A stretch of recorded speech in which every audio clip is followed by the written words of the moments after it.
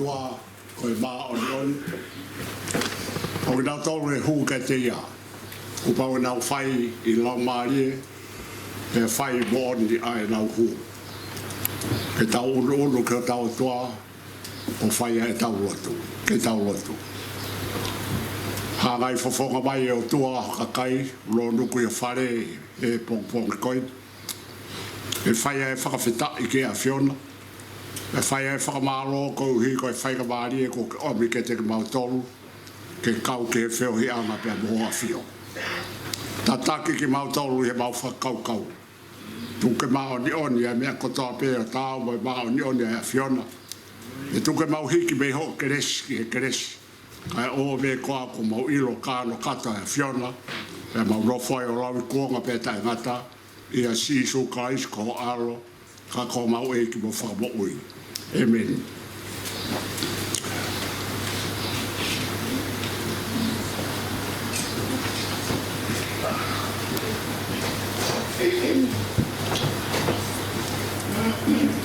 ko e fora himi e lau mak tau tolu e ahoni ke kamata ke o wau e Lotu ko e nimangeau hiwa nima himi tamai langi e ki talihu mawomi kore ki he Fiona mau piki ki hoanga taeliliu ho tauhi ai pe ki ho tala ofa ka taki e ki e mau whakafiu he koho alo ho mau moihu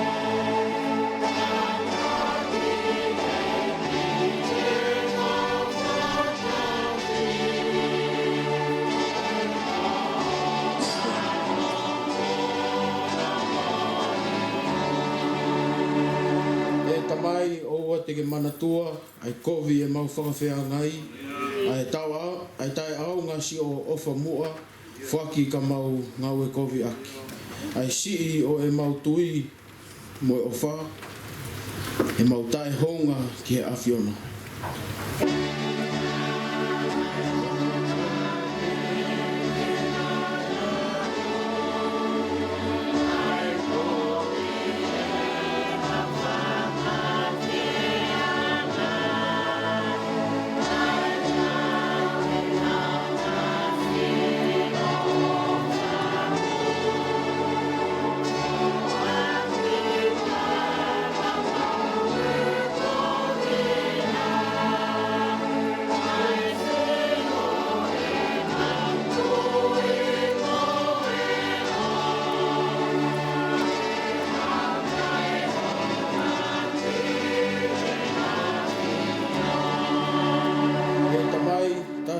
e mauhu o hifo mai ha Tapuaki lahi si o siasi ne ke whokotuu ai ke whalenga ai ho mau mafi whonu keresi ho kakai kotoa kaukaua I he ngu he a Fiona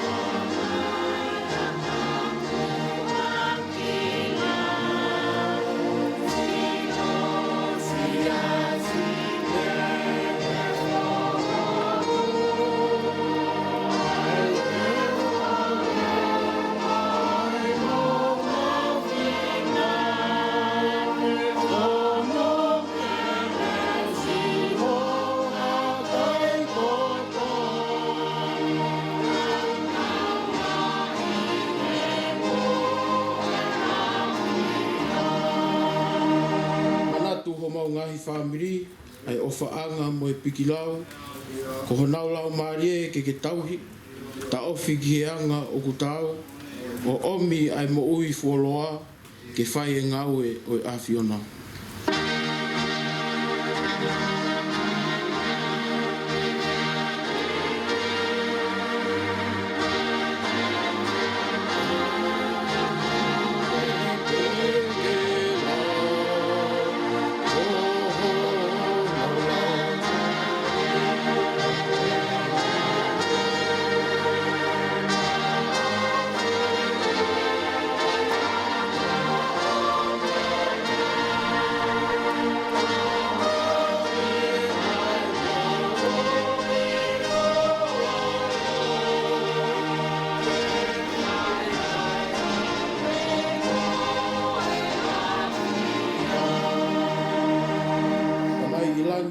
ki tari hu, hangai whafonga ki he mau hau, ko sisu ena ho mau moi hu, mau teia paa I hono takawhalu. Tawhia e tonga, o ho o whinangalo, o hanga ki e hu, ai tō ki lalo.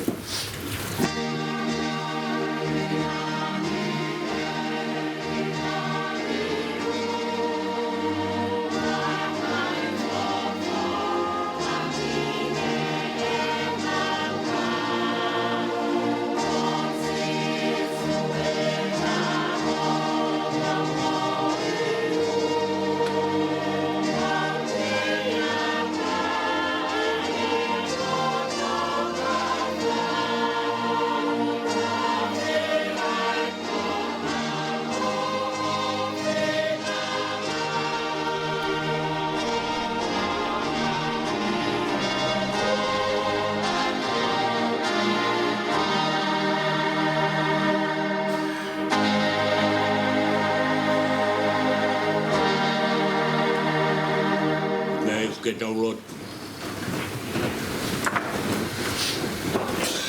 Tui o taimi mo I tāniti, mau puno atu ki he awhiona.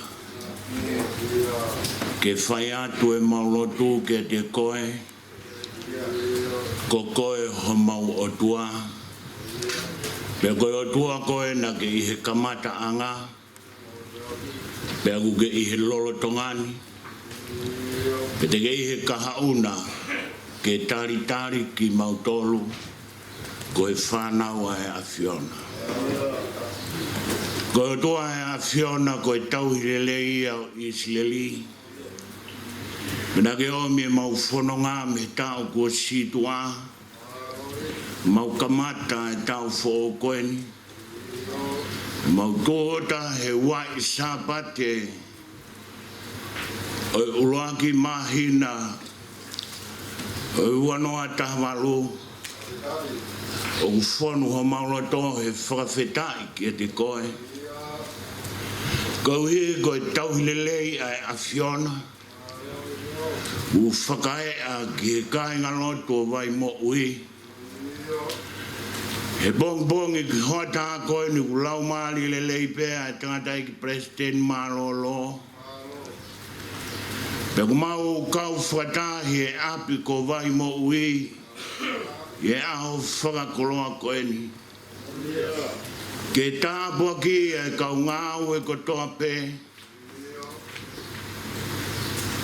kau ngāu e whungawaka o e siasi, I e tau loloa ku mau hanga ki ai. E ki ku mau kau whakataha, he aho koe ni pe mo wholofola o e ahoni. Sa me o e ahoni o ne whakamahi noi, ko koe ai toka I mananga. Tala noa e sa me, koe mau tūhake mo mau nofo hi fo, toka awhioi e he awhiona. Pete ki ke au mai e rea ko mau ere lo, ko loa ka lihu, ai awhioi e awhiona. E mahino ke ki mau tolu me whakakau e sa me koeni. Koe o tuango to kai mananga, pe une au niu e mea ko tope universi. Aena ne mai mo a whakatupu ai, e mau kaua I he a whakakloa koeni. E ki mau whawhitai atu ke te koe. Koe mau unu mai he a koeni ke pangai o Lotu o e awhiona. E mau hanga atu ke te koe he Lotu o kore ke awhiona. Ke manawa mai he a koeni. Manawa mai I kau ngāu e ko toa pē, o I Kainga Lotu vai Moui, ke tau anoa tahwalu. Pe tōku ke mau mahi noi, ko koe e tokai mananga. I kai hamea ia, e rilo he mau whakakaukau, tai teke afio. Aho koe ni o toa ku tai maari e ho mau Kainga Lotu. Ko mau kau whata heni mo i siasi. Whata mo tangata ki Palesiteni Malolo. Kine mana mai. Tapuaki kau ngawe ko toa peo e tau koe ni. Pe koe e mau Lotu e o toa e hoa koe ni. Mana mai ho fola he a koe ni. Hono ui e otua Samuela ki he ngawe. E ki behe ho maui e aho koe ni. Ui ki mau tolu. Ke mau tū he ngai potu ngawe keke. Ka ke mau whahai e langi. Moi mafi o e awhiona. Koe mai o tua ma ki mau tolu e aho koe ni. Kau ngawe vai palo pe ki mau tolu. Ka te mau malohi noa pe. Iho kau mai mau tolu e tua. E ke koe mau Lotu i e hata koe. Tu ke mau mana matu ki taniti. Ka ke whakawhonu ki mau tolu. A ki e lau maari e mo iwi e a whiona. Ia ngā te mau whai he tau lolo a koe ni. Ke langi ia e bea e huafa. Maoni o e a whiona. Tua mau huatu ke a whiona. Ui koe o mātua se tua tāmuna ango whamiri.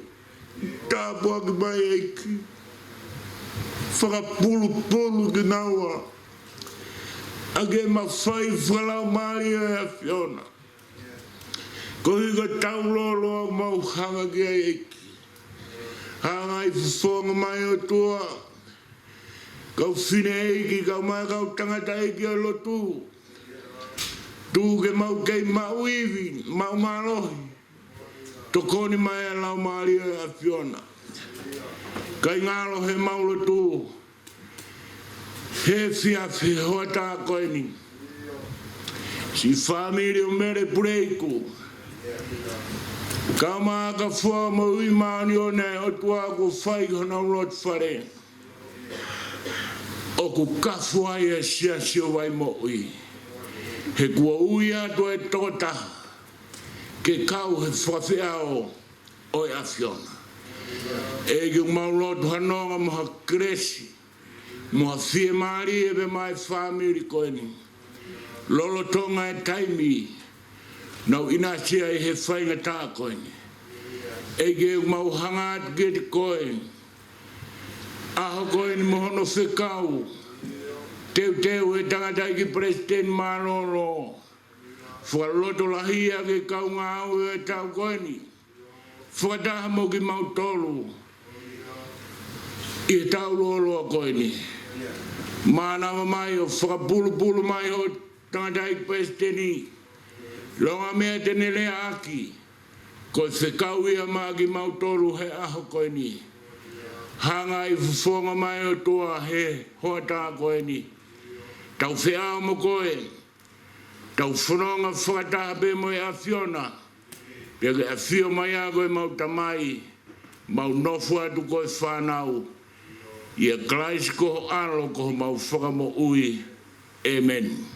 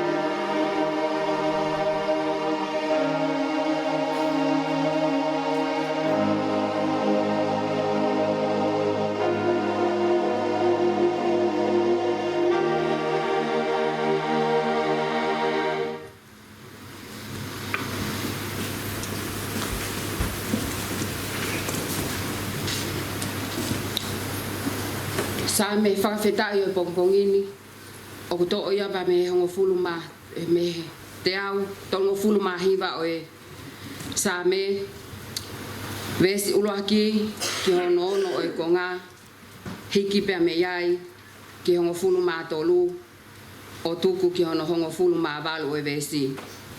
Sa me te au tolu hiva, vesi uloaki ki he ono, pia tau hiki me iai ki hono vesi taha tolu, ki he taha valu. Ha pesi fitungi au taha ua, wakawa mutua. E Sihova, kua ke hakule au o iloa.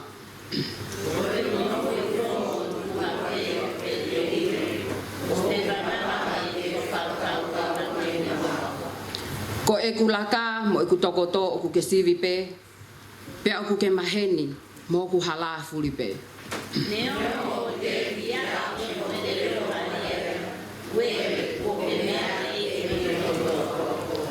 Ko ke ka puyau I au motua, pe ko ke hiri ki a te au honima.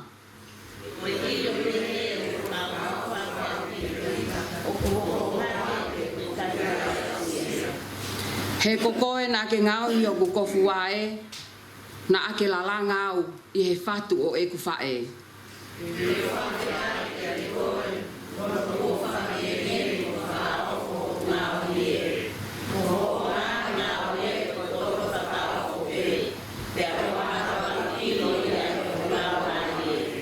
Na I kai puli mea te koe hoku kano sino, I he taimi na ngau hia iau I he lilo. Na I tā whaka ingo kita, I ngahi wheituu o lolo whonua.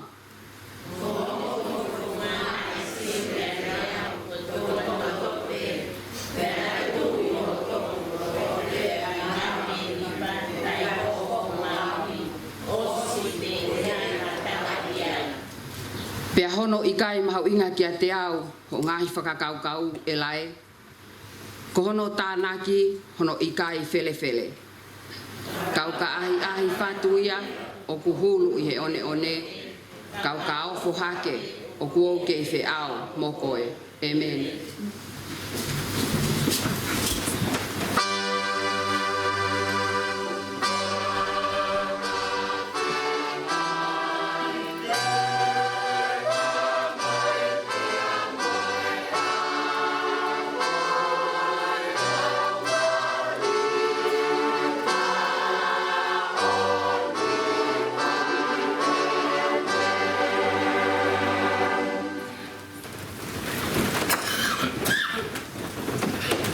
Rapre sone lau maktau tolu he watani o kuhai tohi raksa miwela vahe tolu vesi uloaki ki honongo fulo raksa miwela vahe tolu vesi uloaki ki hongo fulo aya pe ono fakalea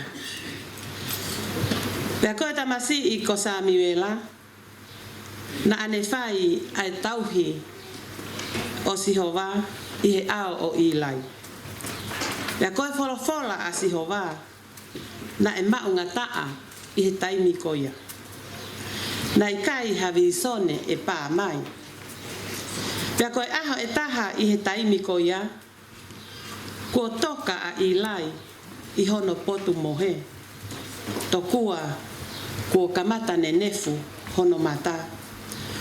O I kai tene lava ke sio. Pea kua te eki ke mate ai mama e o tua. Pea tokoto a sa miwela ke mohe I he tempale o Sihova. Aia nai iai ai ake o Elohimi. Mo e uiange e Sihova. A sa miwela. Pea tari e ia ko au. Pea nelele kia ilai o ne pehe. Ko aweni he na ake uiau. Pea ne tari. Na I kai te ui. Toi tokoto pe. Ko ia na ne alu o tokoto. Pea toi whai e Sihova. O ne toi ui. Sa miwela. Pea tu a sa miwela. O ne alu kia ilai, o ne pehe. Ko a weni he na ake uia. Ka katari e ia, na ikai te ui tama, toi tokoto. Ka oku te eki ilo ai eiki e Sami wela. Na kua te eki whakahākia te ia ai wholofola a Sihova.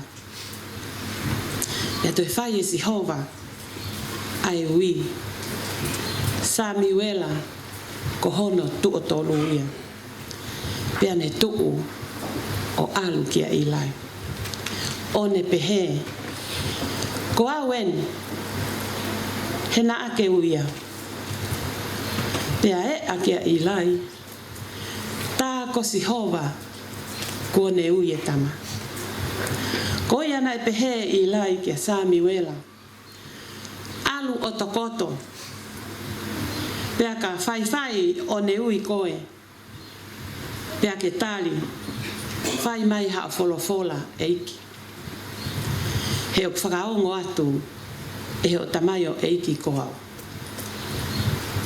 Ko ia na e alua Sami wela o tokoto I hono potu mo he. Pea ha ele mai e eiki. O tu. O ne ui mai. O hange koe taimi ko e. Mo e. Sami wela. Sami wela.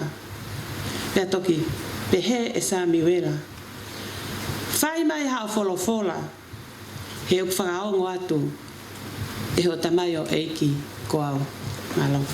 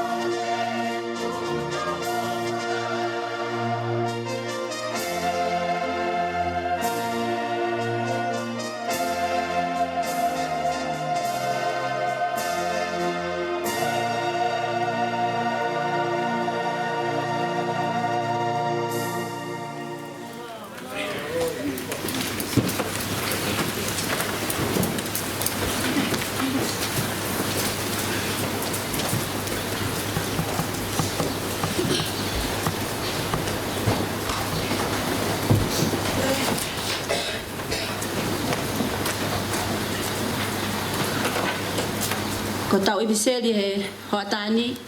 To oia me ibiseli a Paula ke kakai kolinto. Ula kolinto vahe ono.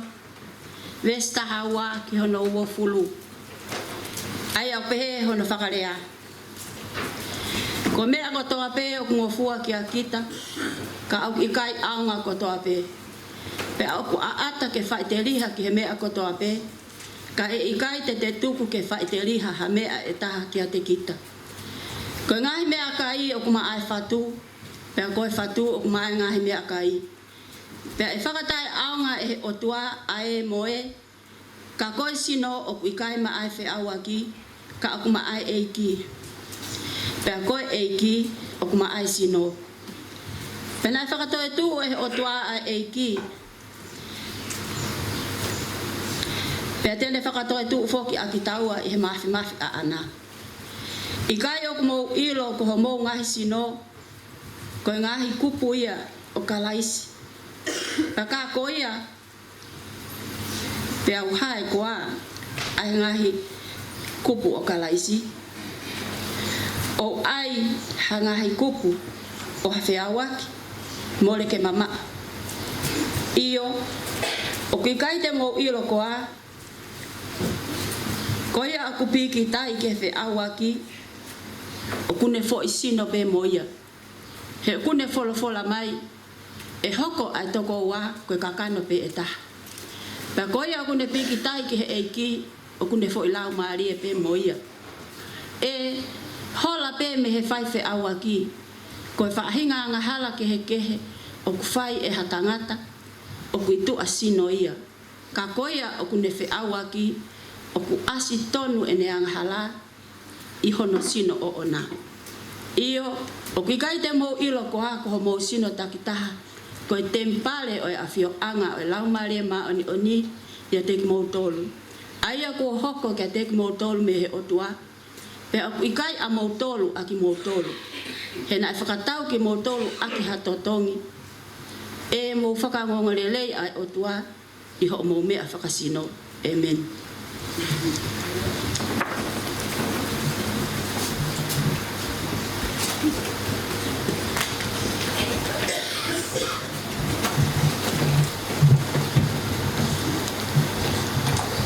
Lesson whakaose e lau mata tolu he ko atani.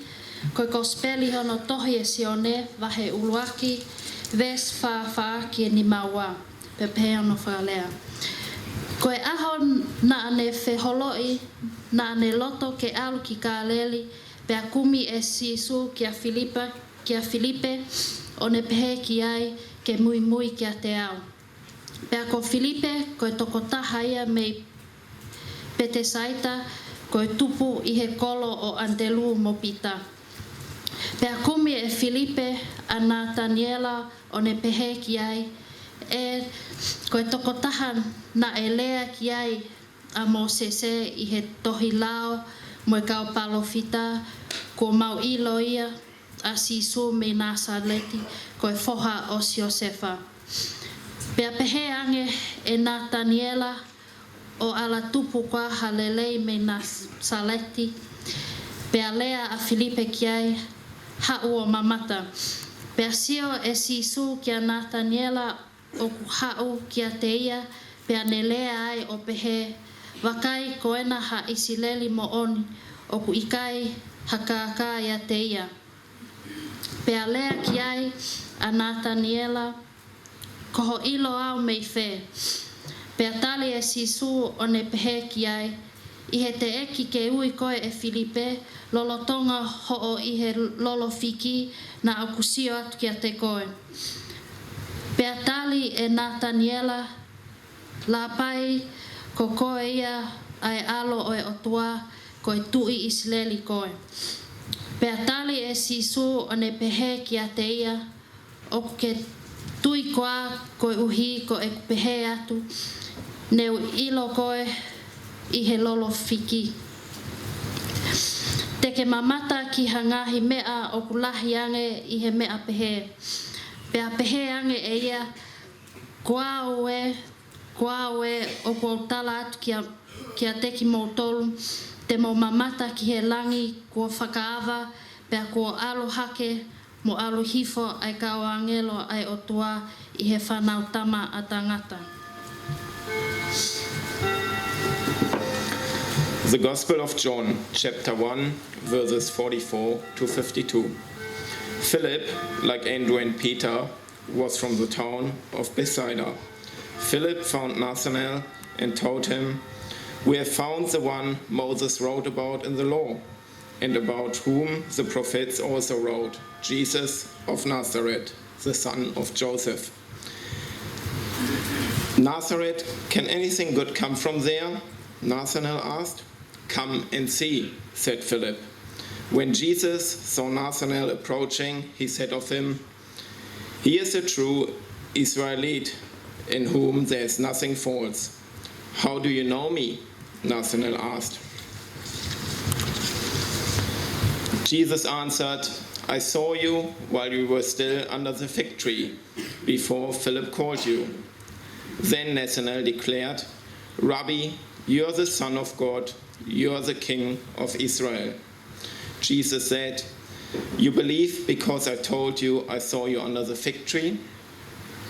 You shall see greater things than that." He then asked, "I tell you the truth, you shall see heaven open and angels of God ascending and descending on the Son of Man." Amen.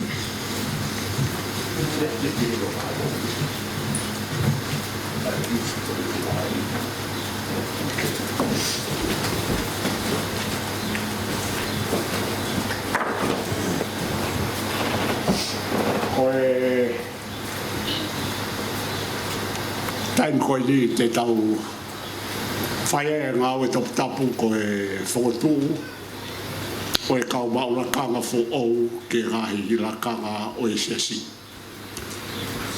Te ke tau whotu o rahi la kanga fo au ko kore atu ke te motolu lai maua rahi la kanga ko ia I he tau ko hiri wanoa tafitu ke mo me hake ki olunga. Se tuata, tokon se tuata, se gintani kau whai lauto e whasapate kotoa. Ko koe ne maura kanga he tau ko hiri, e ke kātaka ke ki olunga.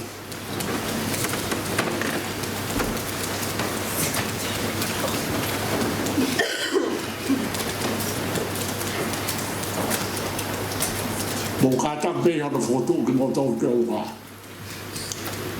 Ako o te toton te whamaloa tua sia si ke te motou I o mo whai whatongi ai e tau kohiri. Whakaironga I ai tau kohiri koe tau na mo ngāwe I ai ai whumawaka o I ki sia si. Ea koe ai e ku mahara o mo ku tui ai rakarakai mo nu ai ngāwe ai sia si ea mo ne mo ui I tai mura mo whai whatongi ai I e tau kohiri. Ko hoi pe kui kai tau ke tukuange ki mo tolu me ngai no whanga koia. I he tau teu ke whakatu uhani I whaou ke to'o ai ngāwe I he tau koini. Ka ko hoi pe u tau ke o atu ka te mo tolu ai whakamaro ai siasi. Whai me Palesiteni o siasi. Mai ke whai whikau sea, whai whikau pōre, mea mō whai whikau neo o kui kai ke a whai whikau I taimini. O whai atu ke konga ke kai kupu katoa peo e siasi.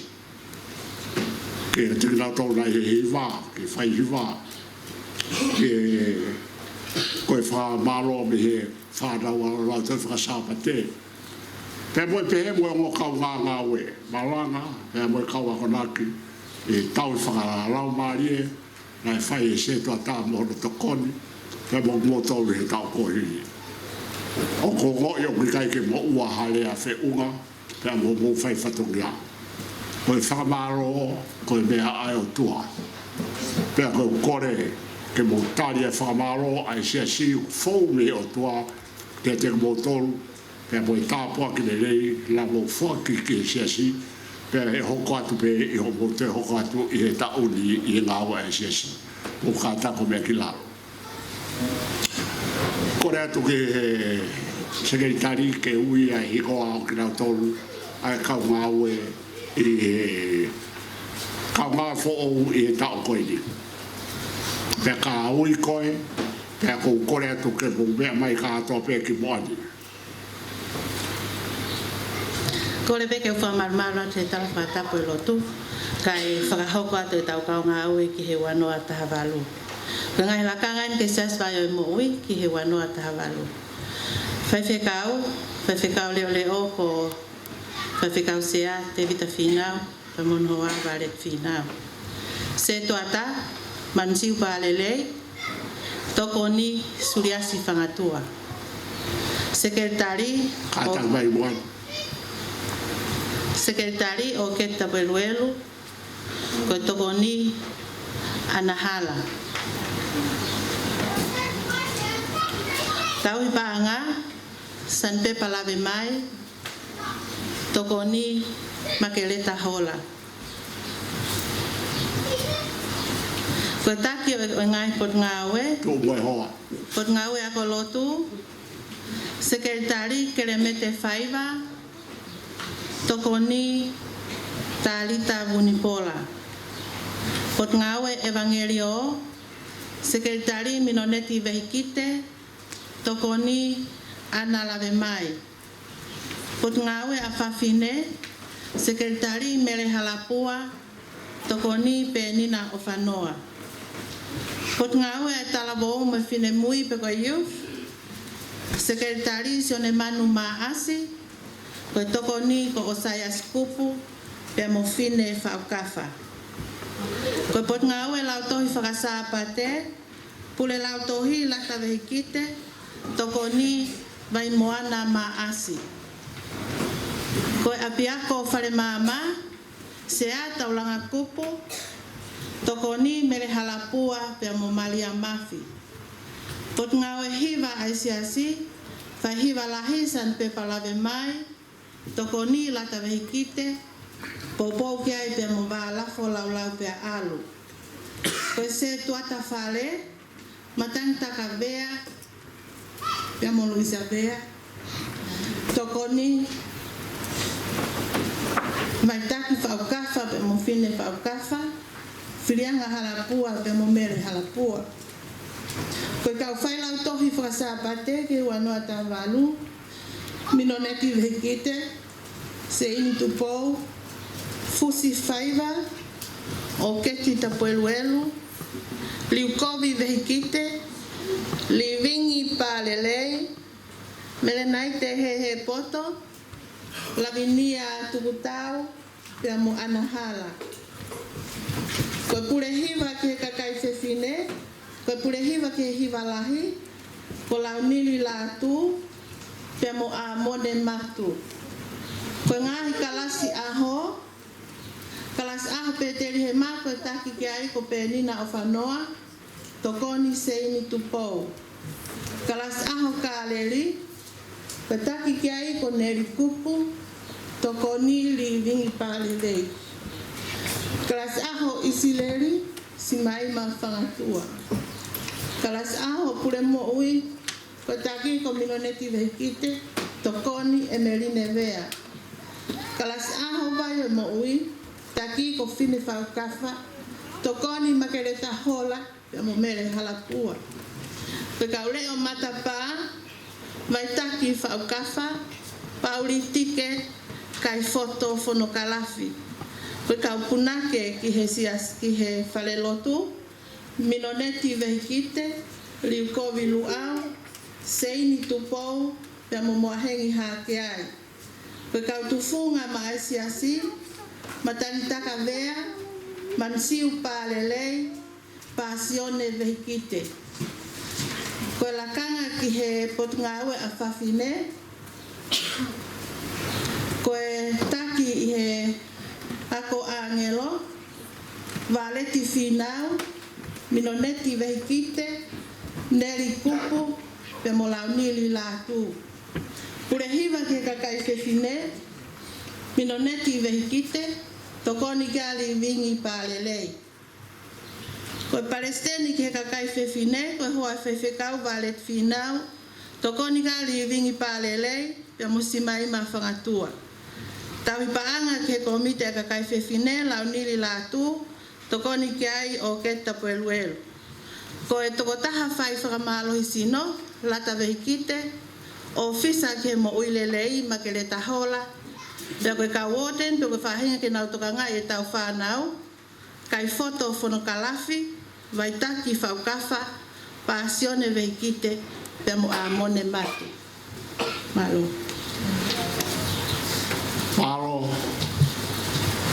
ko tari pe moe fia a ke motoru ke motoru tonga o se si I he tau wafe ma tawaru ko whafonga o Palesiteni o se si pea moe whaiwhekau sea moe whaiwhekau pule pea moe se si whakatoa I Lusilani kau tonga moe kau papalangi e ngai matakani ke he o kau ki he siasi metotisi o Rusila ko whiawhia au pito I he ui o mohi hoa e mo kātaki pia he ui ke mo mea mai ko whatonga au kai ke asinere I mā mui whatonga au ko mo mākeke o mai kai hala ata roto whai pia mahino ke te au o tau kau kātoa pia tau roto whare ko toa pe, tau kau ngā ue kā toa pe. Pea koe ni o ki tau tōru. O ki taki ua, taki tōru, taki whā, pea whai atu hele me ngā arolahi. Ai ngāi whatogia, o kui kai taha pe a hoto whatogia o whai. Pea koe ai nihiu nau pe he, e lava whē. Wha more e lava pe ia.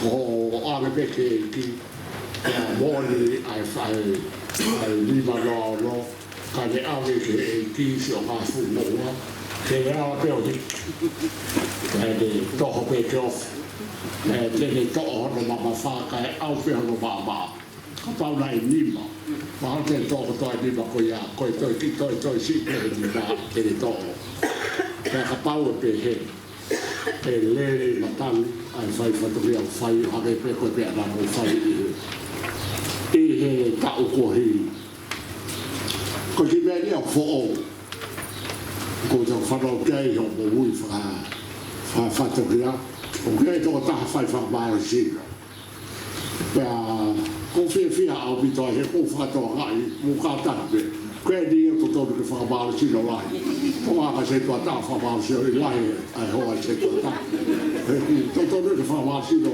riu ngā o kai koe whamasino tō taha pe whamasino riu ngā koe mea koe sino maari on mo ui rei koe mea ea o tautoa ngai koe I he tau mo ui o kai koe lau maari e atata Pāhua manake ke whakafoki ke mō tōru ke mō hai whatokia awa e mata pā ki hana nofo ana Pea nofo mō tōru I ho mō tū anga koe nā. Kai tōki whaia e tau Lotu ke le Lotu ke he wheitu tō tōru koe ku ke iai. Ka tau rau whakātoa pe o ku ke he wheitu o ku ke o wheitu tō tōru he taimini ke whaia ho ngā ue koe Lotu whare o I siasi whare Lotu. Pea nā mō whare Lotu ni o kui kai koe pe. Ka koe ka kai kātoa o I siasi o mō vete. Pea rea na wai whatokia e kahe au ke e alu ho tau whatokia o au ki ai o ame koe maranga tu tau whai. O whamawa tau mika te mōtou I kau a ho mō waila. O ku I kai koe toka taha pe. E mi kai koe ki whatokia pe taha. Ka mō waila ka atoa. Te tau tokanga mai I he tau maranga I he koha ma mawha koia o tau whatukia. I he tai koi ni, koe me te tau whai, koe tau kore ki o tua, ke omi ai I, koe ma whai ke te tau tau, ke lava ma whaia, ai whatukia ma mawha, o mau inga o kui ke te tau tau. Te kore atu ke mo puno ke tau pima, ai him ko i ko mo whakata fōia pe au whai moe. Mo puno ke he mea mo iai. Whane au ngā whā o i himi. Lau maari e mea mai, ka whetau raro ke ai. Tāri ai e whenangani, hawa sila i au mao. Tapuaki hoko ata mai, o ngāhi hā whare. E o mari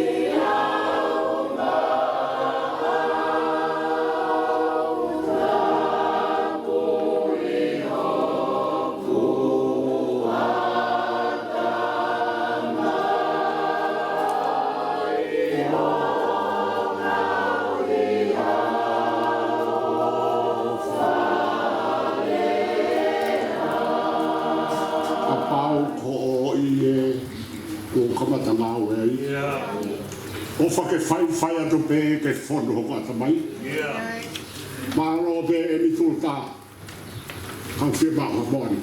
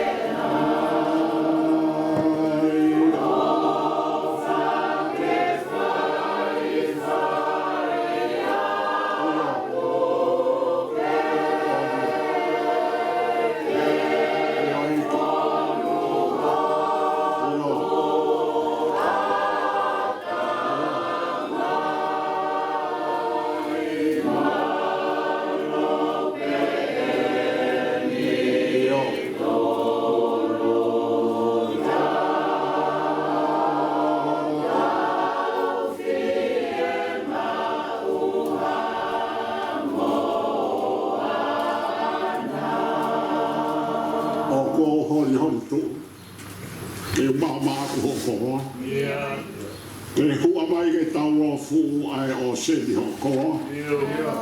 O ai whana hi whaia. Kai mao te he keresia.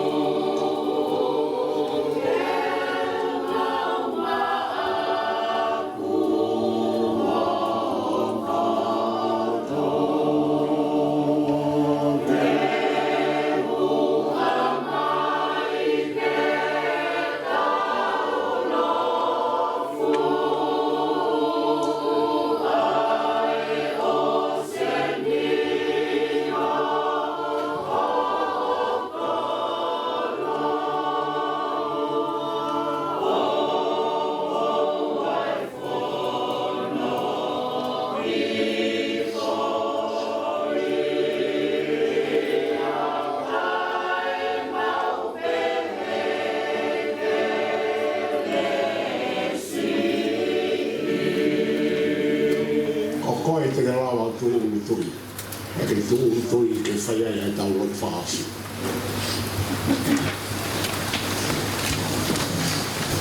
O tolo whaina tāwaki, mea pili olu.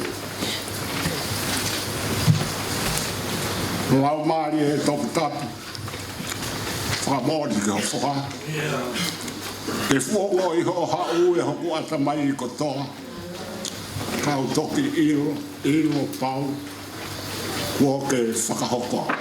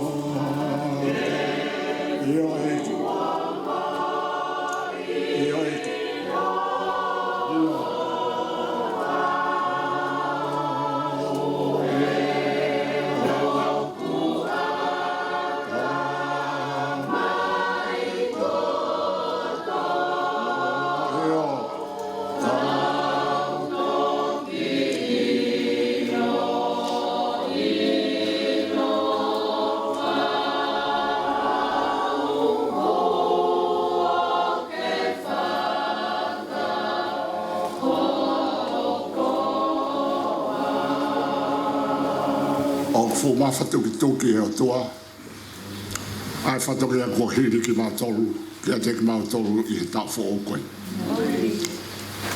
ma o fa fo fo be mo ma ki I vi fa ta ta be ba la ve kai te ba la vai ba tolu ya fai le ai fatu ki ko hiri ki ta o pe bo fina ngalo o e afiona ko hono hinga ia o maulu atu ai ke afio ma o dia ho afio kamatanga o fatongia o tau ko ini lau mari e top tap whakamo ni ki ho fo ha ere mai o whakafondo e mau Moui aki ai ke resi ai afiona e mau whai ko toa pēa ngai fatongia pēa ka hiri hono whai o mau kei tupe mo e afiona o ka whai lau ai mea hono ko toa pe kei matala mo tala mo ka mai ai lau mari e o e afiona pe te mato ta po ke na ai se to ta ka ma hono family pe mo si ka tangata mo ka o fide o tu he a o e afiona pe mo sias ke fai na to e fo kala te na o ka pe mo ho afiona e ngawe o e ta ko ni Tuku ke nau whakakato ai nau Moui. Ke whakakato ai whinangalo e a whiona I talango fua pe mo I whai whatongia mai a whiona. Hange koe Lotu mau whawhai ke whai a whinangalo I mamani o hange koe au whai helangina. Pea whai a te mau tolo I ho mau taimi mo mau kuonga pe te mau tupure ki nai me he keresi ke keresi ai a whiona pea woke e ope a ho keresi a te mau tolu o I kai kei ko ki mau tolu ha ka ko kalaisi ata o ku hoko ha ia te mau tolu ta po kena ke mau tolu pe tuku ke nau maua e atamai pe mo e lau maari e koia na ia sisu ai ana e kai tene lau ai te tau moe o toa ko e bea ke haa ki puke ki ai kane hifo pe ia o whakamasive siva ko uhi pe ke lava ke hake ki a ke mautolu whahinga o I tangata ko e whahinga ngara ia ko mau kore e o tua bea ngawe a ki mautolu ke ia te mautolu ai loto pe he ai e la ia si sukalaisi bea hoko e mau whai whatokia ko e whatupu hoi fua ke ngata hoi fua ki whenagalo e a whiona pe tāpoi ki na ia hase asi tāpoi ki na ai ngāwe anga kotoa pe he se asi te mau whai whatongi ai tāpoi ki na wakini mau tolu te mau kau kātoa ki ngāwe ko ia tāpoi ki na ki mau tolu he mau whanonga he pune a ngāwe a whiona pe mau lofo ko whanau ke a whio ko whanau mau ai pe I a sisu kalais ko alo ka ko mau e ki mo whakamo ui e ko e kene se o tau e ki ko sisu kalais o whae o toa koe tau tamai mo e whiohi lau maari e maari o ni ke e te mo tau kotoa pe ia o tanga e pe mo me hake ka mo kātaka e ke tau whiloa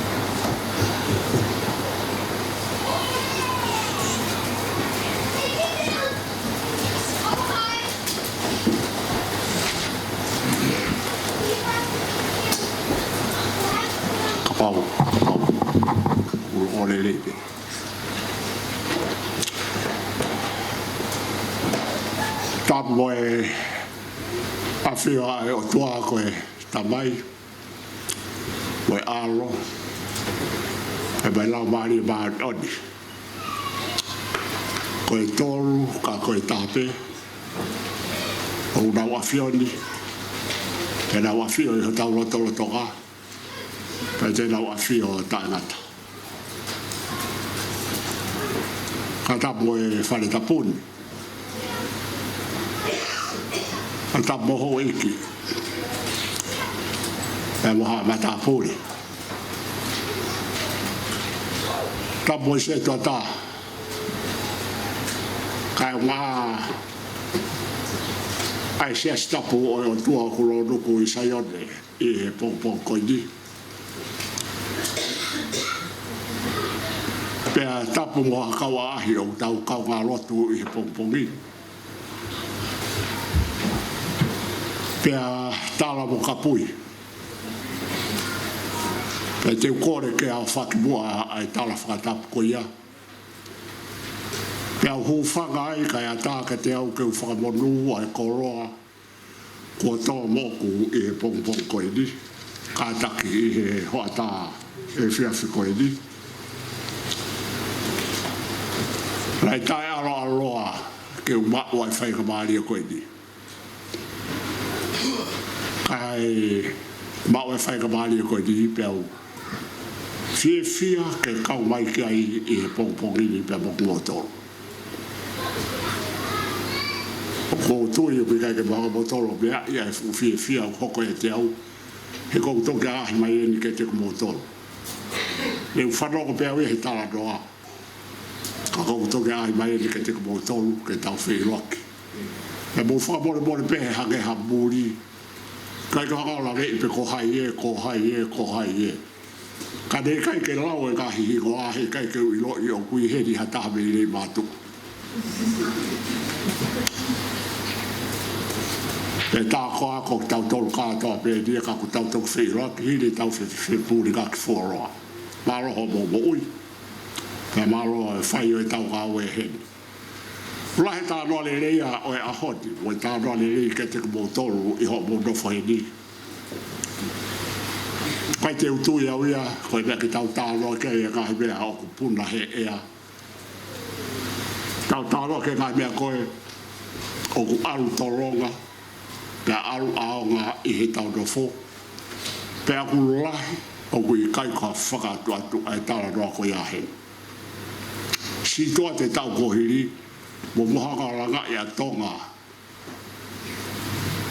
i Nusilani mo Australia pe mo Amerika pe mo tonga ko toa ki he lau maari e u tau ke tau te tokanga te wakai ange whakarele ange ko he lau maari e u tonu ke tau whai koho no hunu aki mo no tolo le rei ke mo ui mo mawhana mo tupu i he tau mo ui he kaha ase me ko ia pongpongi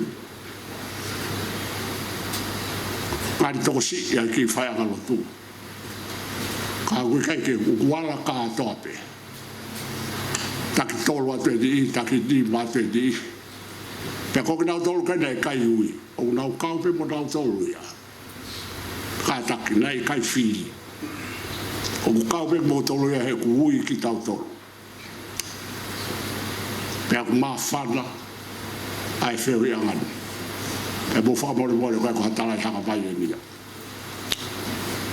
o whana ai ki whio hea ngana. O whamore more moa kau tatariange ai whabi fō, ho tau whabi fō, ko whakahoko e pongpongi ni.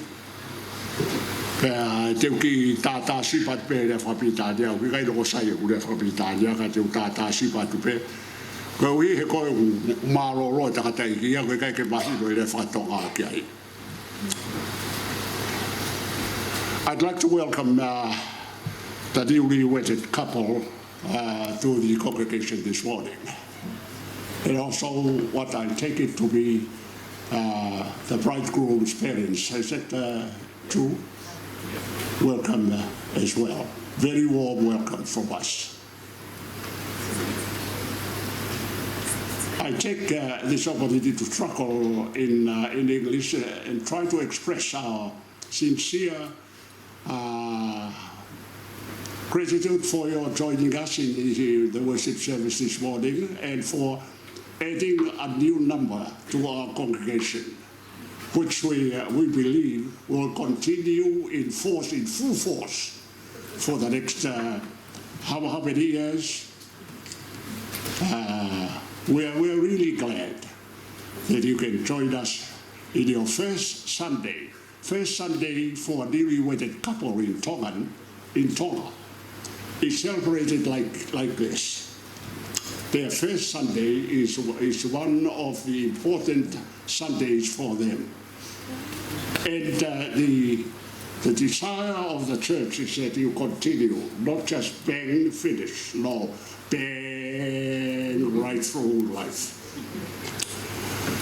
We congratulate you, newly wedded couple, and wish that you will have a very happy married life. We are thrilled indeed that you can enter your union through the married life as accepted by the state, the society, the church, and the world at large, but above all, by God. May His blessings be upon you very richly. Koe sapa te mahino I nia ka te tautolu. Pea kulahi ai ngā tānoa o e Sapateni te tau wala tānoa lelei au pito ki ai mo whakaraulau loto ki ai I he pongpongi, I he hoata e whiwhini ka taki. Ko wanga ki he ngā mau whaamalanga he hoata pongpongi, pea ko whaahe ai ai rea.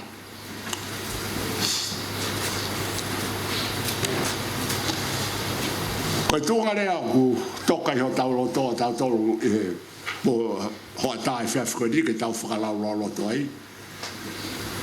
Koe whakanofo, ko hono ui, mo whiri, mo whakanofo, ai kau ngā ue I he siasi o e otua I he pureanga o e otua. Aia koe fu ngā ue ma mawhaia nā tau toksitu ati kei ngai mō meri ti ko hiriange. Te tau whakaraulau loto ai, mō kātakpe. Nai te tonu keu kōr whamore mōre atu ka te mō tolu I he whai peho tau whatoki a me he te pire. O kou la vei ki whai ka taa ka te mō tolu me mui. Ka mō kātaki pe.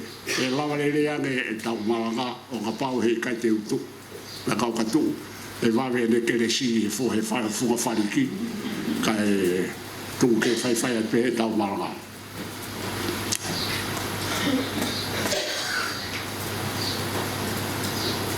Koe ahoni. Mohono tala noa, koe tānoa mahendi au pito. Ko tau toki whai he tauni, he kahe mō meni si ko hiriange. Ai whakanofo e kau ngā au e ai siasi. Nā tau whai he tau ko hiri. Pea nā tau te whai he tau ko e tāu atu, whai peo hao ke kamataanga o I ki whai aka lotuni. Pea mahino, koe mea ia e tau whai. Kai lango tau tau ngā wea ka mea, pea mahino koe mea lele, koe mea waonga, koe mea totonu ke whakatolonga. Kono tau whaka nofo ki tau lu, te e mo hono whai ka ta. O manatu, whai e whaka nofo ke whatongia kau whai whikau i he tau e ta. Pea hoko ai whaka nofo, hoko ai whaka nofo i he ngahi mai whono ama mau.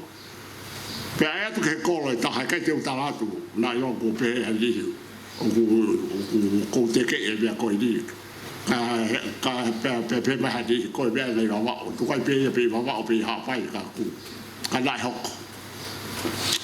Tā lātu ke whai whikau sea ki he whai whikau nai whiri he kon wheri si kei. E aula te taha ke whakanofo koe. Pea tā mai ikai. Os whakanofo au ia. Ikai. Koe kāta ke alatu ke whai ai sakara meriti. Ala te taha ke whai sakara meriti. E tamai ikai. Te whai ai au os whakanofo au ia heni. Na he o mai e kau mea au whakanofo au heni. O hange koe mea koe nuku tau whai he pongpongi ni. Whanofo e kanihi ke nau tuu ke ngai whatongia oi siasi. Pena whekihi aki pia talanga e whai whikau sea. Ko o talanga fua ke mea koe ni ko wai pe koe ku talanga ke Palesiteni ke whakahifo koe o whai whikau. Pena talanga he tama o tuke talanga fua ke mea koe na kune lai na whahai loau. I kai ke la vei e whai whikau ia koe ni o e toa e wheitu ka ngau e koe ni.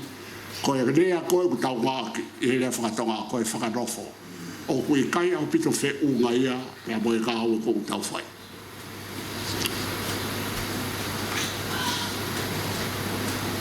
Koe e rea whakanofo e whakanofo e ka whai whikau e rea whapitania koe o tein.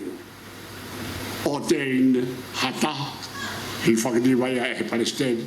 Mo e kau whai whikau. Pea rau le vai a ku whakanofo. Ki he tuunga, koe whai whikau hoko. Ka whakanofo hakau ngā au e hange ko ki mautolu he pongpongi. Ko no rea ona lea whapitania.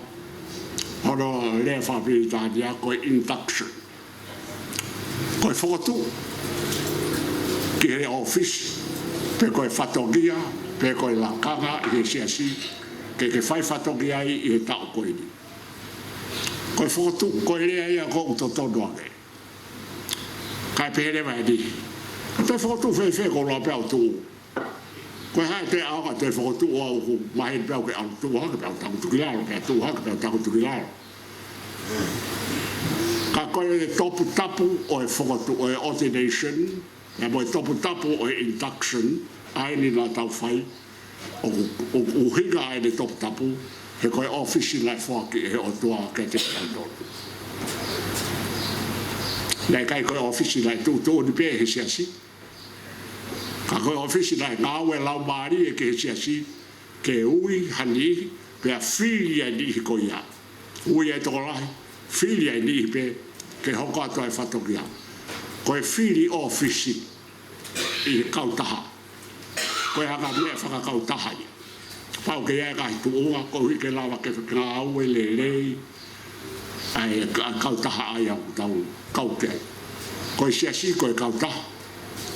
Ko e kautaha e kakai mo tui ke o tua i a sisu kaisi. Pea ko pau pe ke tau hanga whaka kakato ngahi ofisi ko hui ke lelei o ke ano tapa whaka paanga. Nai ai tau se ke tan paanga. Ke ano tapa whaka lau maari e. Ke tau se toa te whaka lau maari e. Koe ano tapa ki he tau kahi me whakasosiale. Koe ano koka ki he Moui. Koe he tau ofisa ki he whakamarasino. Me moe hāfua ngahi u whatongia ke he ke. Ka pau e kai ke tau whakakato ia. E mo vete ai siasi o tau kaukei. Ko hono higa ia. O tau whai ai ai whakanofo. Tau whakanofo. O i kai koe hiko e tūtūni e talasiti. Koe tūtūni e siasi whakakoro. Ka koe lau maari o e o tua. Ka ne tōka ke whewhi anga ko ia. Pe ne whakahino hino. Ke mao pōpō pehea ka he ngāwe ko ia. O ha maa oni o hange koe maa oni ai tau tamai whakahe wani. Koe pot whora ai te u. Ai ke tau whakalau loto ai he pōpongi ni. Nuka tau pe te tau. Ka pau tau mi tau roa usai pehe koe tau whailok whakaas maharo pehe ni. Pe koe tau tong whailok ki pehe ni pea. Pea tong wakai hana toa. Koe wholofola nei whai e si su o asi I he talanoa nā tau lau he kōspei. Pa koe wholofola nei whai kia nā Daniela. Nei whai e na whi wholofola I ki mua. Pe a o ke ne whakaosi, pe a koe ne whakaosi e ni wahe uloa ki, vesi ni mau fulu maa taha, mo ni mau fulu maa waa. Pe a tari e si su o ne pehe kia na Daniela. O ko ke tui koa, koe uhi ko pehe, ne ui lo I koe I he lolo fiki, e tai pehe atu e si su. Te kai mamata ki he mea ku lahi ange, I he mea koe la ke ilo he lolo fiki, te moe mea koe ke ilo he taimini. Hiria pea ta foka si su ke kawako, te moe kakai koe nai ke kawako, ai nai toki ui. Pea ne pehe ange ke te kinau tonu. Koawe, ko talatu ka te kamo tonu. Te mo mamata ki he langi ko whakaala, pea aluhake mo aluhifai, ai kau a ngero ai o tua I he whanauta maa atangata. Koe vei si peia, mo ka takau lau he le whapitānia, ko hui koe kau mea ule whapitānia. Our text for our meditation for this morning is taken from the Gospel according to St. John, chapter 1, verse 50 and 51. Jesus said, you, addressing Nathanael, you believe because I told you, I saw you under the fig tree. You shall see greater things than that. Then Jesus added, I tell you the truth, you shall see heaven open and the angels of God ascending and descending on the Son of Man.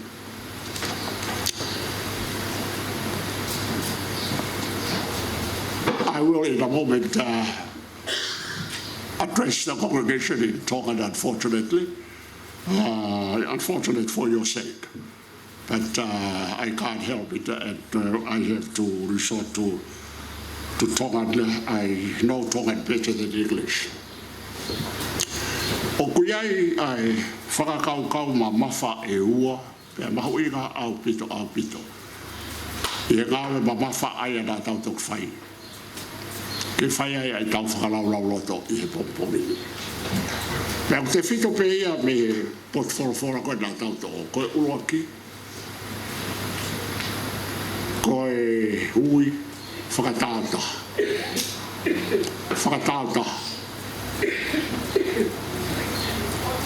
Ko hono ua, koe ui whakakato. Pea whai ai whiri, whakakato. Ka pau te mohanga o lau ai konga ki mua o e kōsperi koini. Ka ves ki mua mea o e wahi pe koini. Te mau whakatoka ka iai, na e ui whakatao taha e si isu, ai kautangata, ke nau o mai o mui kai te ia koe te kauako. Whakatao taha whakafoi tui pe. E nei mui kautangata ko ia ai. Pea o atu ke konga koe nā tau lau, me he ves whāko furu mā whā, ke ni mau furu mā ua. No e ui e si isu ai toko taha. To e toko taha pe ia, ko nā Daniela ia. Pea whakaha e si isu, ke nā Daniela ai mea koe ko hoko, ko e ne wheiroa ke nā Daniela, pea mai misaya ko whekumi ke ai a kakai. Ui whakatauta. Pea osko ia, pea ta whokirewa nā Daniela a si isu kātaki. O fora ke kakai koe nai whanongo. Ke a Delu, ke a Pita, ke a Mohai, mo Filipe.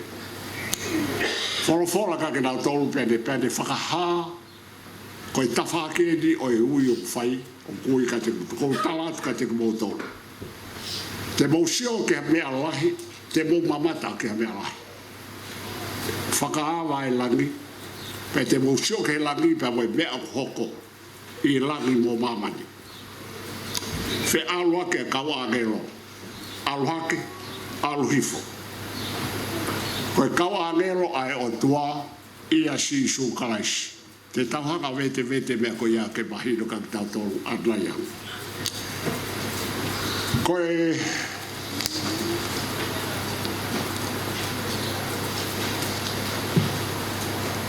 konga e taha. Koe whakawhai tui. Koe konga e taha, koe whakau taha. Koe ako whakakau e ua, ki he mea ta taupe, aia koe na tau whai he pōpōki. Ko hono whakanofo, pe ko hono whakotuu, o e kau ngāwe, ke ngāwe, I he siasi, I he pure anga o e o tua. Ko hona ui he o tua. Langa I he lau maari e maoni oni. Pea ke maa whana o ke whakamapau te ke whai e ta te ke tari e ui ko ia. Pea ke mui ka sisu, nai ui tau taha pe koe ia. Nai kai ui whakakātoa ia. Ke pe ko motol kātoa koe e kau. Ngawe ko ngau mo I to tonu ke ngawe I si mo ha I kai. Nai o lau hi ngoa ia. Pea mo whamon pe koe te ulawa bako mo hi ngoa. Ka na lau hi ngoa tau taha ia. Koe ui koe e kaua ko. Nai ui tau taha pe ia. Antelu, Filipe, Kopita, Mohai, Fua, nai ui tau taha pe. Pea koe ui ko ia, nai whanonga ura ki kamata, kono kamata ngai. Whanonga e kaua ko ke tala noa koe ke misai au na kumi ke. Whanonga Antelu, pea mo Filipe. Ke he pehe e sione. Koe la miena e o tua. Ai te re ave koe e aka hala koe mamani. Whanongo.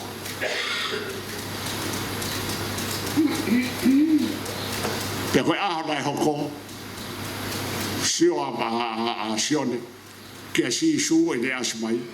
Pe ne pehe ane koe ni e lami ko tau kumi kei. Alu lewa ai o tama o se he na whanongo pe. Alu lewa o tama o whakawhio whetu ka si su pe ane. E la pai. O keno foi fe. Pe ane he koho mo kumi iau, koho mo kukahe pea mo kumi iau. O keno foi fe la pai. Koe whanongo a ta pe ia. O ko tui na tau whanongo ke Lotu, pe tau alu ke Lotu, pe tau eke ke mea koe o Lotu, pe eke tuku ia pe tā mele mai sisu ia. Ha, mo mai o sio, pe koe mai o mamata. Ko speri na tau rawa ia ere a koe ia.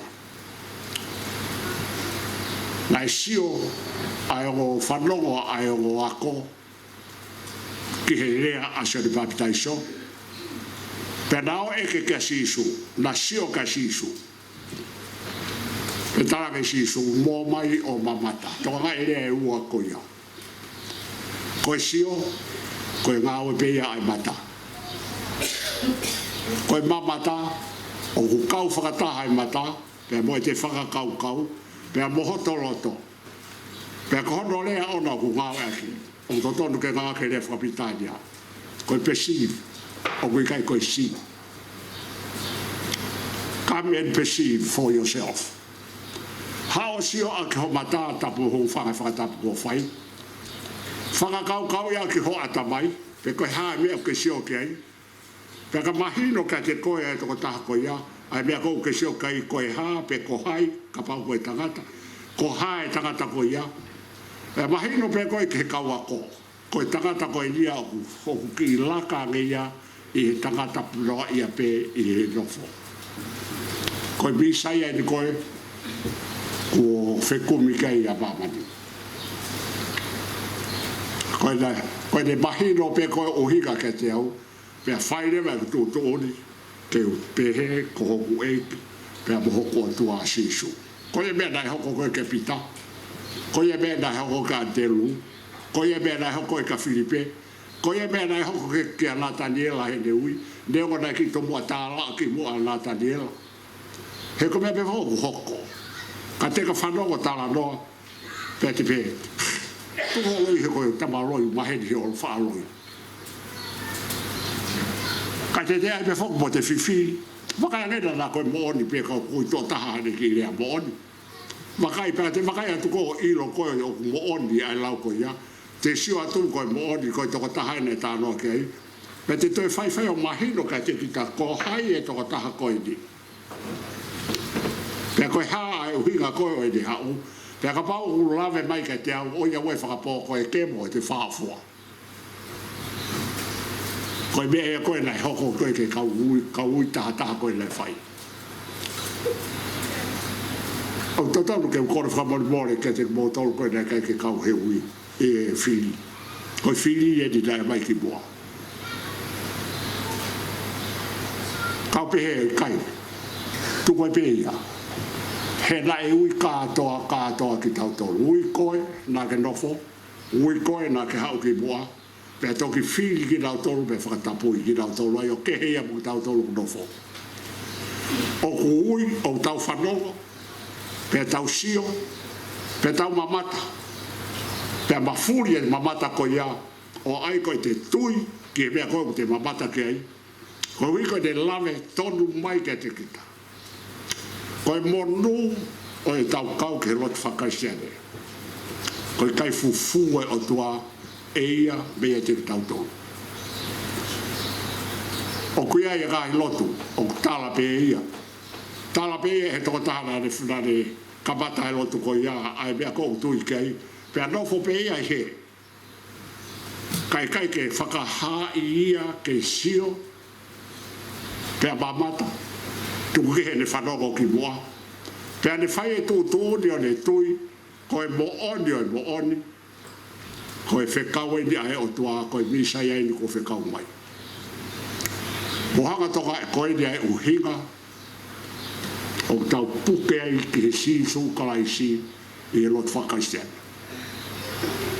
koe ulau pe he o kau ke ngahi lot ke he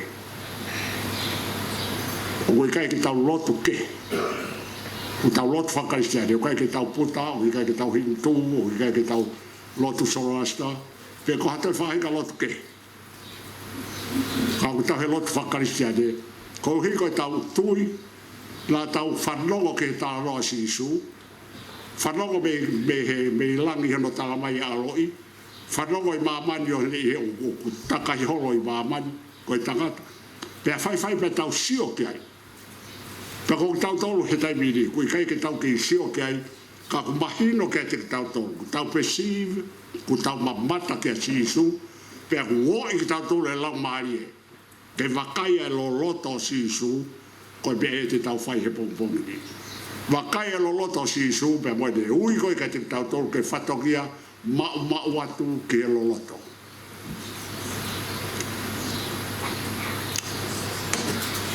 Koe whawhoi tui ia. Koe monu o i tau kau he lo tu kui kātoa pe ki tau tolu. A tāpe pure aga he wania ki tau huki ai. Koe whatokia koe i he whai e pure aga he wani o te kaupe mo ki tau tolu i ai ka pia e di ihi o te whito kia i a kai whatokia koe ia pe te tau awhere wake ai koe ui whakakatoa koe o e kawako o e kawhaue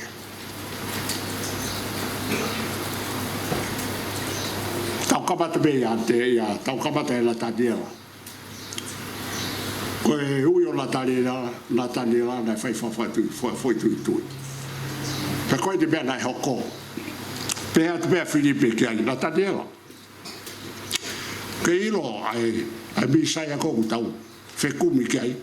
Pe ma na tani la io. Ba shoka. He? Ba shoka.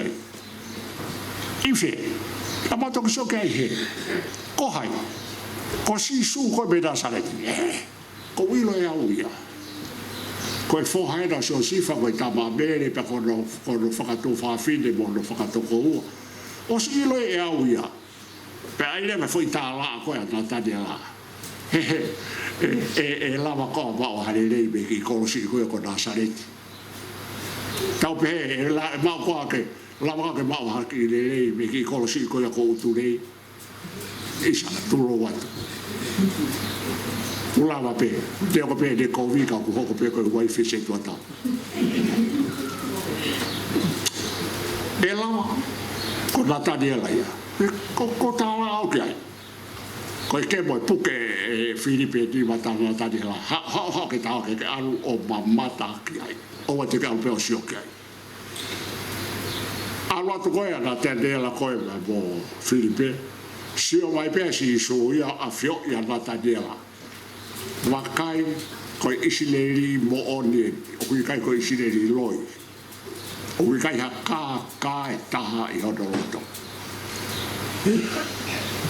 level ko level loto ageni o whakaha I ko e o tua aia whakaha e o tua aia ke teke nao tolo ku deu I ke whai whatongia ko e mata pe ko ke ai ko a fio e o tua aia ana tadela ko le afio e puka na tadela o mahino pe ka tadela pe la ya na fe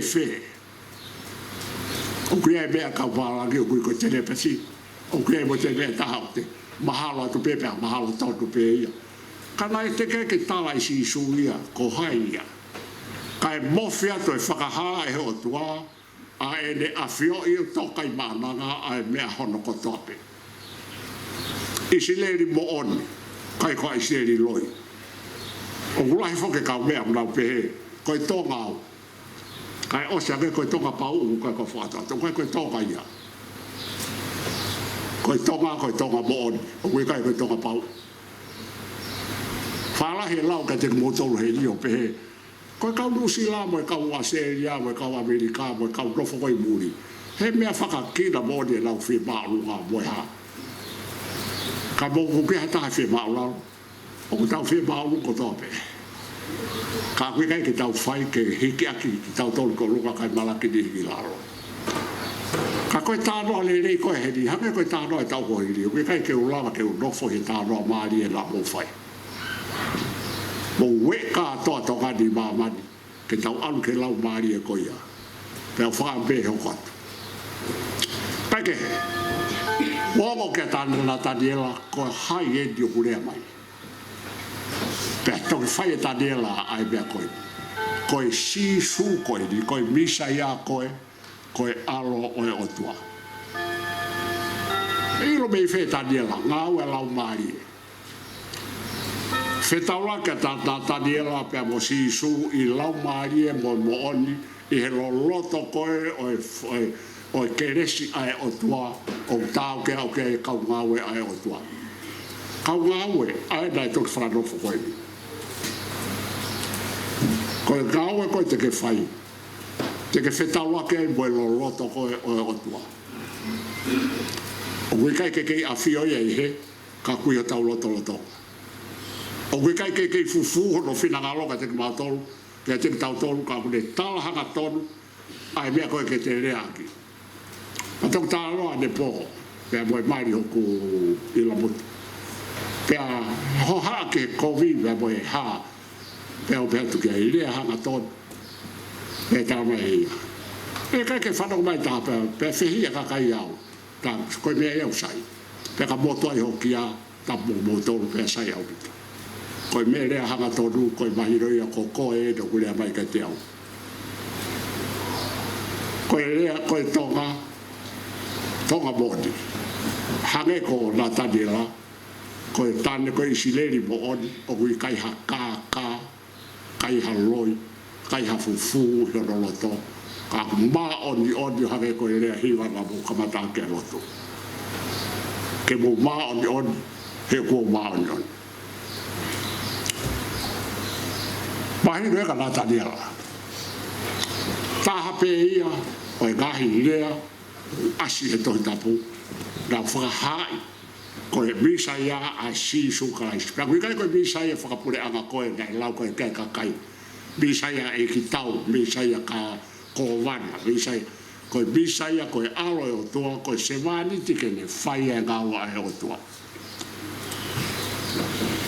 mahi no lewa kiai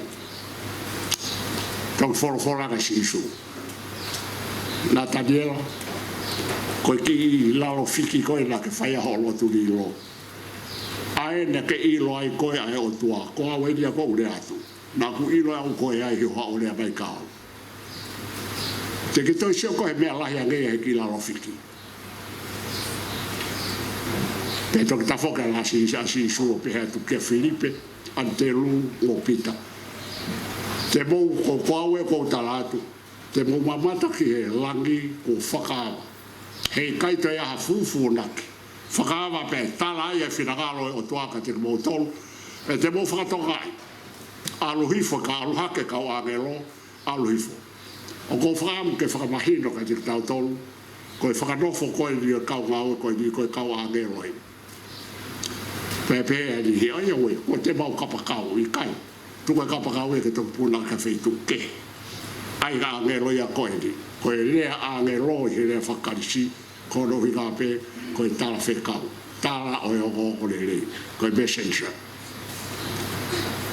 pia kui kai ke pehe ia o tala mai o kapakau e angelo toki ai pehe ka kai ia whakapipika te ki kapakau ki ai pia moe ha pia ai ko ki tamasi batamata le ko hai na de ilo ko e lau maari o e angelo pia moe ngawe na e whai he angelo ko e tala o e o le pia kui ai lau ai wholofora ki ai pehe horo i kai whakao fofa e ngahi mounga ngahi funga mounga ai vae o ia o le tala ai o le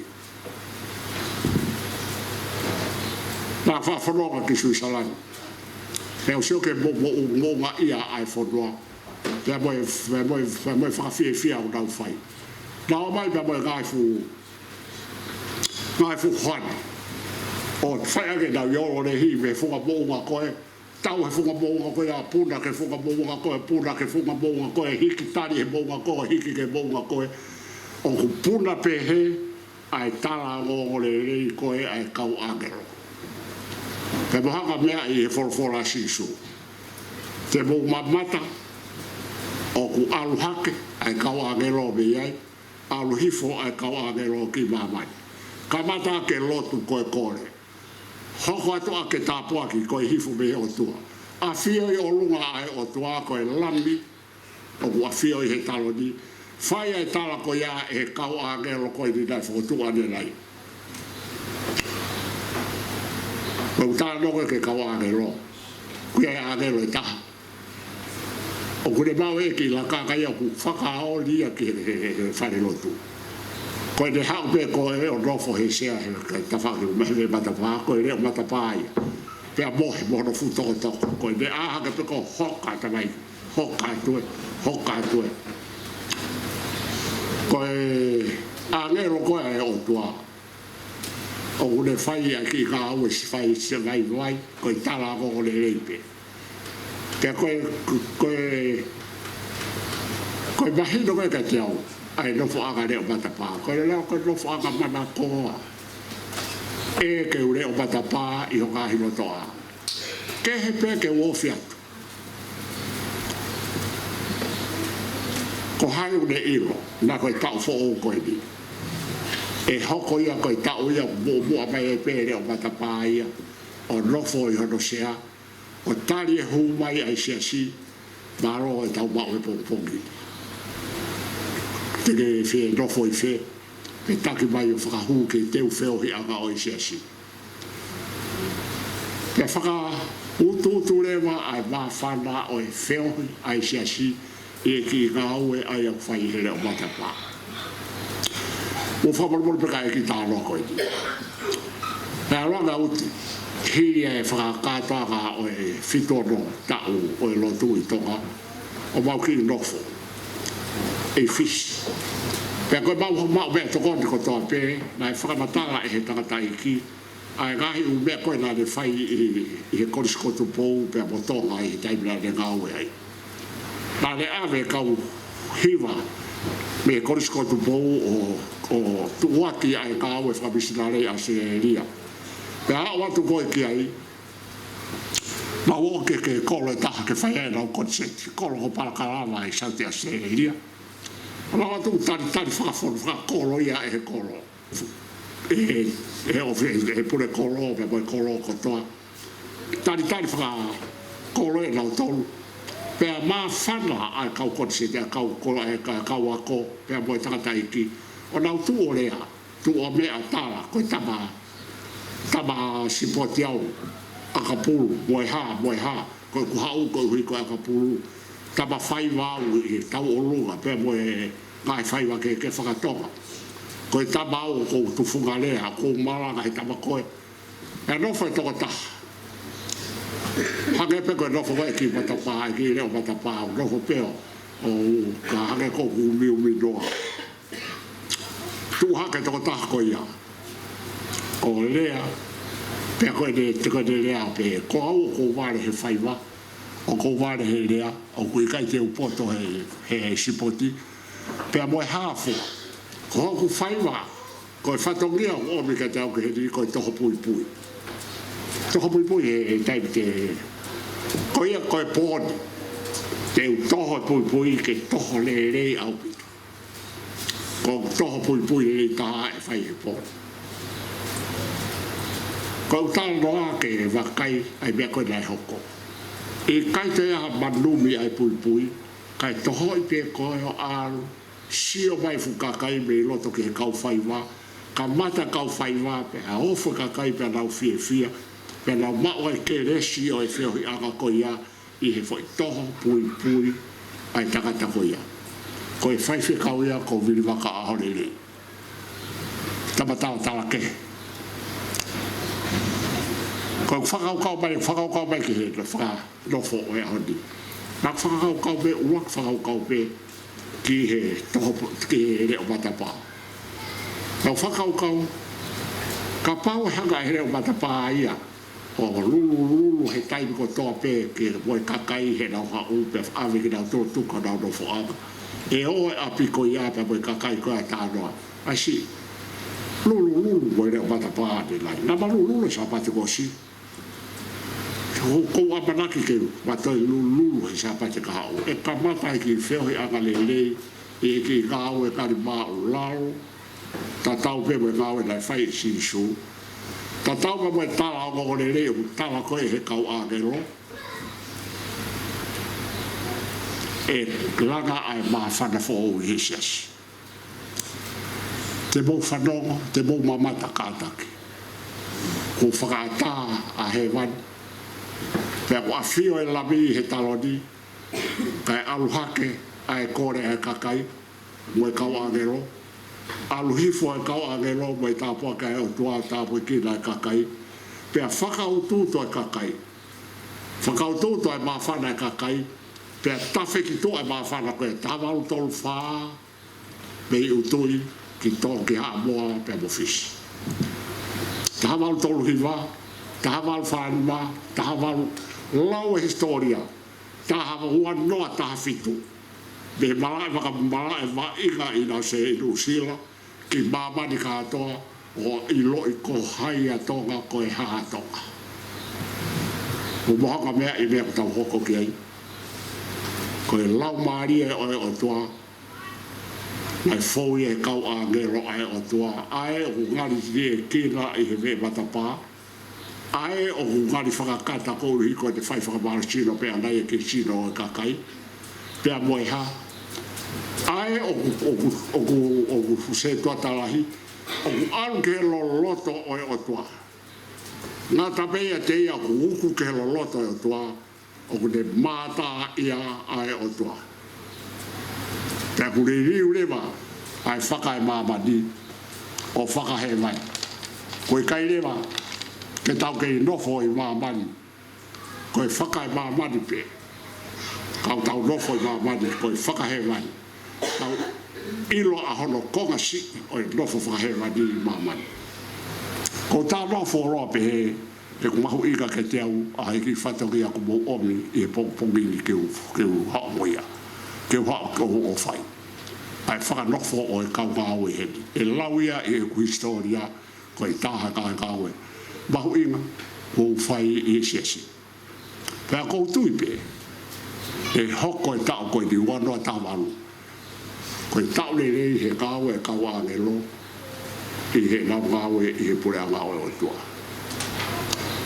Nā mo wofo koa i e whakatau taha e o tua ka te kumotou. Ta tari nā tanea. He te katoi sio koe mea lahi ange.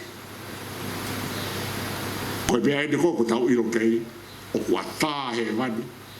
Pea koe tau tolu koe, kau angelo koe, mo whakanofo i he taimu koe ni. Te tau aluhake mo e lotu ai kakai, te tau aluhifo mo e Tapuaki a tua, pea Tapuaki ki tau tolu. Koe ngāwe nai whai e sisu kalaisi. Pea kune mua o whai e ngāwe koe ia. Ka tau mui atu, ko hono tonu pe, o e ngāwe koe ia. Tau tō iwi hono whai, tau whai ke o sia. Ka taki mai e hipi tolu malu hi wāne.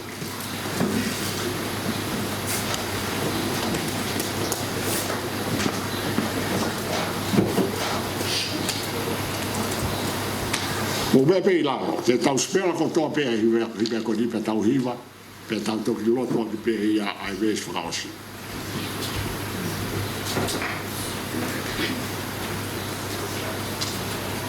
Whai me ta mi vai. Hono tolu ngea mo e warongo furu mahi wa himi. Sisu ko ho tau hau, ko ne mua. Hoko he podu atu whau, ke mau ho tau whanua.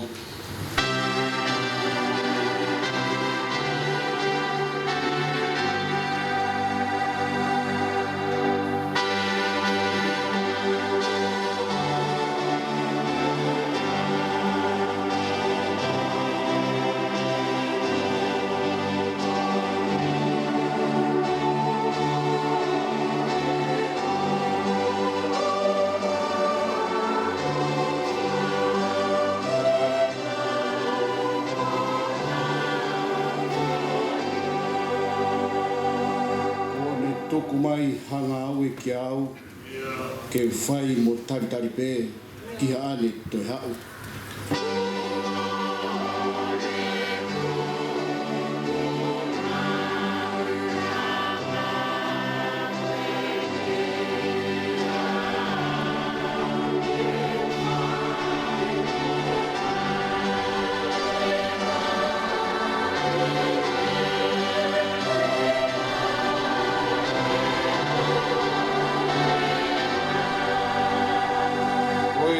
Whekau ke ungauhi ke le rei, ke tau pe mo he wani, hoku lau marieni.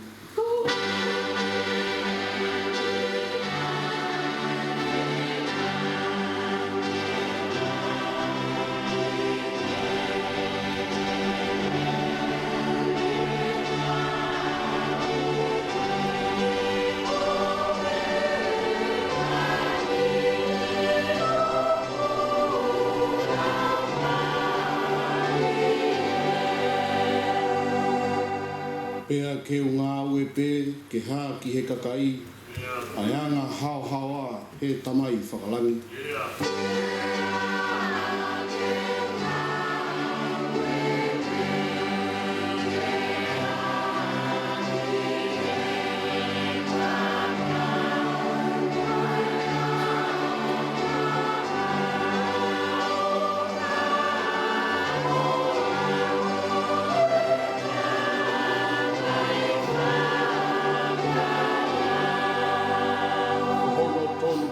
Whekau ko ia, ke tō i hono whai, ke whai ke amosia.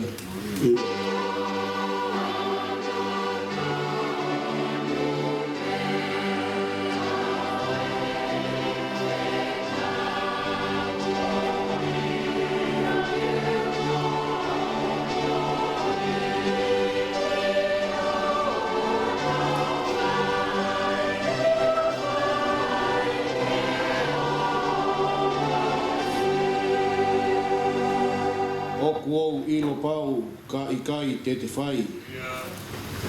Te ulusa tai ngata pe te uto ki malai.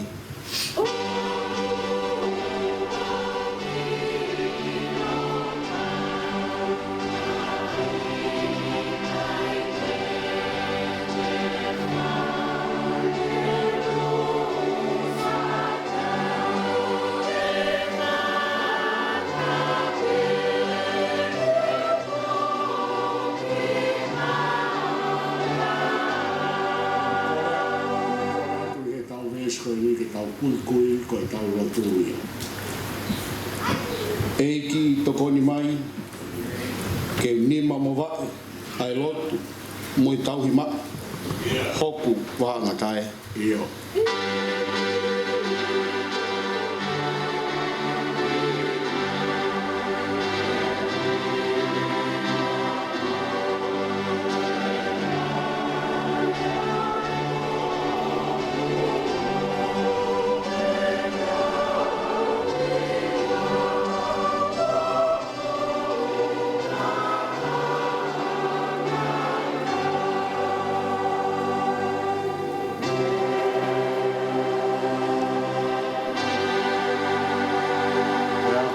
Se a tau e ki ko si su kalais ko o fa o toa ko tau tamai pe mo feo he la mari ma ni ke te tau tol ko toa pe ia o tainata.